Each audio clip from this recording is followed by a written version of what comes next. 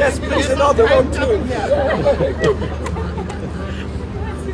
Please sit down.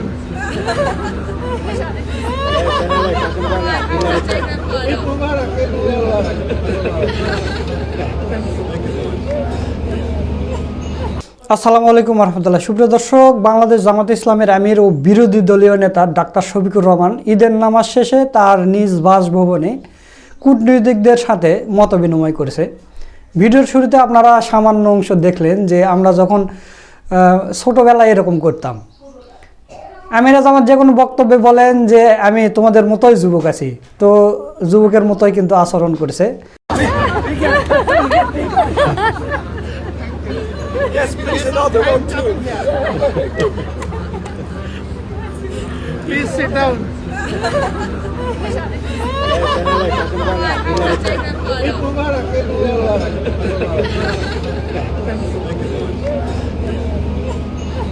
দর্শক, আমরা দেখতে পেলাম যে প্রধানমন্ত্রীর চাইতে বিরোধী দলের নেতার বাড়িতেই বেশি কূটনীতিকদের মিলন মেলা হয়েছে। দর্শক, সেখানে আমিরা জামান ডাক্তার শফিকুর রহমান একটা ঐতিহাসিক কথা বলেছেন যে ভোট যদি হালাল হয় তাহলে গণভোট হারাম হবে কেন। এটা কিন্তু অত্যন্ত ভারী কথা এবং চমৎকার একটা কথা বলেছেন। ভোট যদি হালাল হয় গণভোট হারাম হবে কেন, এই বিষয় নিয়ে গুরুত্বপূর্ণ আলোচনা করেছেন আমাদের বড় ভাই মোহাম্মদ সুলাইমান। তো চলুন আমরা সেই ভিডিওটা একটু দেখে আসি। ঈদের দিনে জাতীয় সংসদের প্রধান বিরোধী দলীয় নেতা এবং আমিরে জামাত, বাংলাদেশ জামাত ইসলামীর আমির ডাক্তার শফিকুর রহমান সত্যিকার অর্থে এক বিরল ঘটনা ঘটিয়ে দিয়েছেন। এই জাতির দৃষ্টি আমিরে জামাতের দিকে।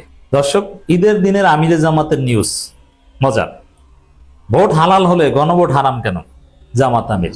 তো জামাতের আমির ঈদ উদযাপন করেছেন তার নিজ এলাকার জনগণের সাথে, নিজ নির্বাচনী এলাকার জনগণের সাথে ঈদের নামাজ পড়েছেন, কূটনীতিকদের সাথে কুশল বিনিময় করেছেন, আরো অনেক কিছু আছে। কিন্তু সবকিছু ছাপিয়ে এই বক্তব্যটা গণমাধ্যমে ট্রেন্ডিং আছে যে ভোট হালাল হলে গণভোট হারাম কেন।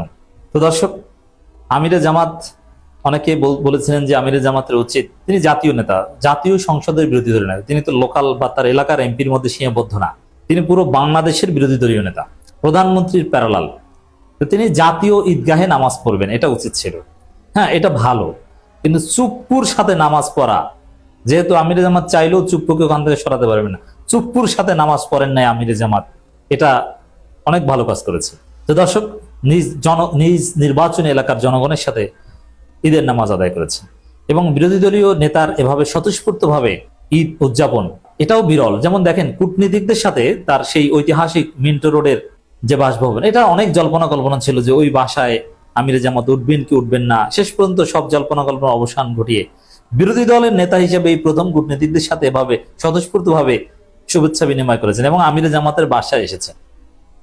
কূটনীতিকরা বাংলাদেশে চাকরিরত গুরুত্বপূর্ণ সমস্ত দেশের কূটনীতিকরা এসেছেন। খালেদা জিয়া বিরোধী দলীয় নেতা ছিল, এরকম কিন্তু ঘটেনি। শেখ হাসিনা বিরোধী দলীয় নেতা ছিল, এরকম কূটনীতিকরা তার বাসায় যেভাবে শুভেচ্ছা বিনিময় করেনি। তা আমিরে জামাত সত্যিকার অর্থে বাংলাদেশেের রাজনীতিকে বদলে দিয়েছে। যে বিরোধী দলীয় নেতা মানে বিরোধী দল মানে সে পালাতক, জনগণের সাথে মিশবে না তা না, জনগণের সাথে তিনি স্বতঃস্ফূর্ত মিশবেন, জনগণ তার সাথে স্বতঃস্ফূর্ত মিশবে। কূটনীতিকরা লাইন ধরে তার কাছে আসবে, তাদের সাথে তিনি কুশল বিনিময় করবেন। সরকার বিরোধী দল একে অপরের শত্রু নয়, একে অপরের পরিপূরক, একে অপরের ছায়া। ছায়া যেরকম শত্রু না, এরকম। তা আমিরে জামাত এই বিরল ইতিহাস সৃষ্টি করছে এবং মিন্টো রোডের এই বাসভবনে আমিরে জামাতের শুভেচ্ছা বিনিময়, এটা সত্যিকার অর্থেই এক ইতিহাসের নতুন মাইল ফলক এবং আমিরে জামাতের মর্যাদা, জামাতের অবস্থান রাষ্ট্রে, সমাজে জামাতের অবস্থানকে অনেক গভীরে নিয়ে গেছে ওই মিন্টো রোডের বাসভবনে আমিরে জামাত ঢোকায়। সে লাল বিল্ডিং, ওখানে খালেদা জিয়া থাকতেন। যদি খালেদা জিয়া থাকলো ওইখানে কুশল বিনিময় খালেদা জিয়া করতেন না, কিন্তু জামাতের আমির কুশল বিনিময় করেছেন। তাই মানে খালেদা জিয়ার পথে হাঁটছেন জামাতের আমির।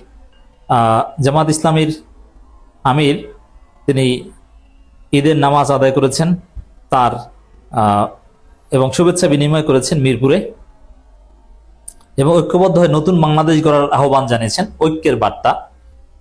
কিন্তু এই ঐক্যের বার্তার মধ্যে সবচেয়ে গুরুত্বপূর্ণ বক্তব্য যেটা উঠে এসেছে, ভোট হালাল হলে গণভোট হারাম কেন। মানে ঈদের দিনও কিন্তু রাজনীতি আছে।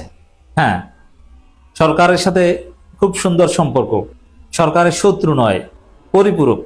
এই বিরোধী মানে আসল বিরোধী নয়, কিন্তু অন্যায়ের বিরুদ্ধে বলা থেকে দূরে থাকবে না। ঈদের দিন সরকারের বিরোধিতা করতে পারাটা এটা জামাতের একটা অর্জন। আমরা অতীতে এটাও দেখেছি, হাসিনার আমলে রুহুল কবির রিজভী সহ বেশ কয়েকজন ঈদের দিন মিছিল করতেও দেখেছি।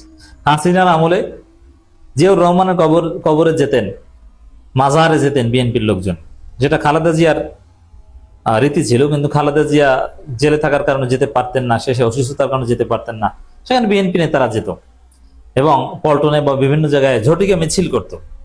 রুহুল কবির রিজভী এটা করেছেন।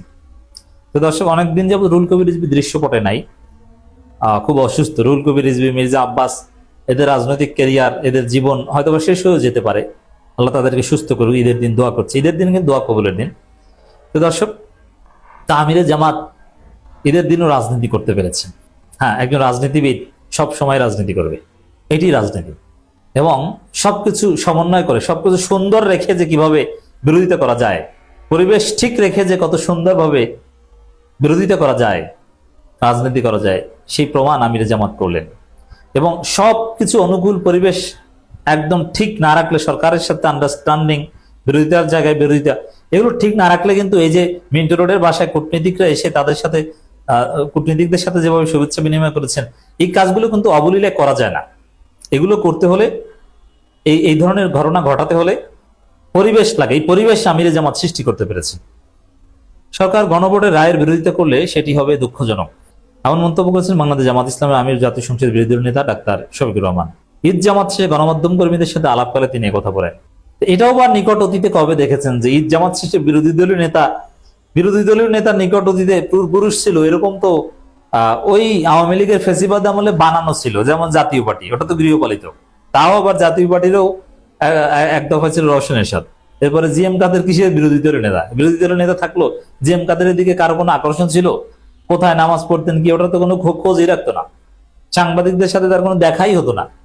আর এখন সাংবাদিকরা লাইনে দাঁড়িয়ে থাকে, সাংবাদিকরা প্রশ্ন করেন। মানে সত্যিকার অর্থেই শত দুর্বলতা, ব্যর্থতার মধ্যেও এটা নতুন বাংলাদেশের আবহাওয়া আমরা লক্ষ্য করছি। জামাত আমির বলেন, আমরা প্রতিশ্রুতিবদ্ধ। জনগণের কাছে আমরা যখন গেছি, দুইটা ভোট চেয়েছি, একটা গণভোট আর একটা আমরা চেয়েছি সংসদ নির্বাচনের ভোট। জনগণ দুটোতেই ভোট দিয়েছে। একটা হালাল হলে আর একটা হারাম হবে কেন? আর একটা যদি হারাম হয় তাহলে আর একটা হালাল হয় কিভাবে? তো বিএনপি কিন্তু এই জায়গায় একটা গ্যারাকলে করেছে। দ্যাট মিনস গণভোটকে অস্বীকার করলে বিএনপি দেশ চালাতে পারবে না। গণভোটকে অস্বীকার করতে চাইলে জাতীয় নির্বাচনও অস্বীকার করা হয়ে যায়। এর মানে সংবিধান বলে, এই সংবিধান অনুযায়ী শুধু চুপ্পু এবং হাসিনা বৈধ, আর সব অবৈধ। ইউনুস অবৈধ, তারেক অবৈধ, নির্বাচন অবৈধ, সব অবৈধ। জুলাই সনদ অবৈধ, শুধু বৈধ চুপ্পু। এখন যারা, হাসিনা তো নাই, বৈধ হলো হাসিনা নাই, সংবিধান অনুযায়ী বৈধ শুধুমাত্র চুপ্পু। মজা না? তারাও জাতির সামনে কথা দিয়েছে, তারাও গণভোটের কথা বলছেন, তারাও গণভোটকে সমর্থন করেছেন। এখন যদি এটা বিরোধিতা করেন, এটা খুবই দুঃখজনক। আমরা চাই জনতার সর্বোচ্চ রায়কে সবাই যেন সম্মান করে। এটা যদি হয় আলহামদুলিল্লাহ ভালো, যদি না হয় তাহলে এই আকাঙ্ক্ষা যে বিশাল জনগোষ্ঠী পোষণ করে 70 ভাগ মানুষ, আমরা তাদেরকে সাথে নিয়ে এই দাবি আদায় করে ছাড়বো ইনশাল্লাহ যোগ্যতা দিন।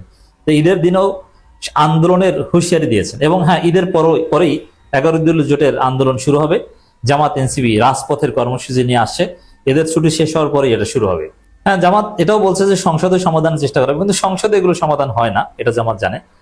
শফিকুর রহমান বলেন, আমরা যাদের রক্তের উপর দাঁড়িয়ে এই বাংলাদেশ পেয়েছি, তাদের কাছে আমাদের একটা দায়বদ্ধতা আছে। শহীদদের কাছে, আহতদের কাছে, পঙ্গুদের কাছে, জুলাই যোদ্ধাদের কাছে, নির্বিশেষে বাংলাদেশি মুক্তকামী সমস্ত মানুষের কাছে। তো জামাতের আমির ঈদ করেছেন, এখানে আরেকটা স্পেশালিটি আছে। তারেক রহমান ঈদে চুপ্পুর সাথে কোলাকুলি করে জুলাই শহীদদের সাথে বেঈমানি করেছেন, অপমান করেছেন। আর আমিরে জামাত জুলাই শহীদদের জন্য দোয়া করেছেন, সম্মান করেছেন, তাদেরকে স্মরণ করেছেন। দর্শক, আপনারা সোলাইমান ভাইয়ের ভিডিও সহ পুরো ভিডিওটা দেখলেন। তো সব মিলে আজকের ভিডিওটা আপনাদের কাছে কেমন লেগেছে তা অবশ্যই কমেন্ট করে জানিয়ে দেবেন। ভিডিওটা ভালো লাগলে শেয়ার করবেন। সকলকে ধন্যবাদ। আসসালামু আলাইকুম ওয়া রাহমাতুল্লাহ।